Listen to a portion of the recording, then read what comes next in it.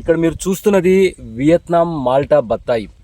ఇక్కడ మన రీసెర్చ్ పరిశోధనా క్షేత్రంలో ఎందుకు నాటుతున్నామంటే జాగ్రత్తగా గమనించండి. మనం ప్రతి ఒక్కటి ఎందుకు నాటుతున్నామంటే భవిష్యత్తులో మనకు ఎవరైతే యంగ్ ఫార్మర్స్ అడిగితే మనం దాని మీద ప్రాక్టికల్ రీసెర్చ్ చేసి చెప్పగలిగే కెపాసిటీ ఉండాలి. అట్లా కాకుండా హైపోథీసిస్ అనేటివి నడవదు.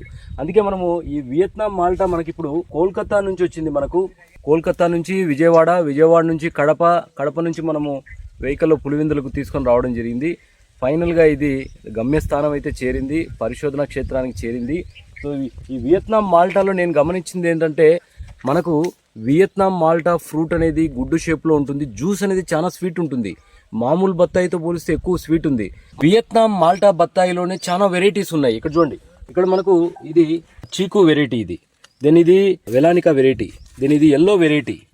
ఓకే, ఇట్లా మనకు ఇందులో కూడా చాలా రకాలైతే వచ్చినాయి. ఇవన్నీ రేపొద్దున మనకు ఫ్రూటింగ్ వచ్చిన తర్వాత ఆ వెరైటీ గురించి పర్ఫెక్ట్గా తెలుస్తుంది. ఖచ్చితంగా దీని నుంచి మంచి ఫార్ములాలు అయితే తీసి భవిష్యత్తులో రైతు సోదరులకు తెలియజేయడం జరుగుతుంది. Thank you.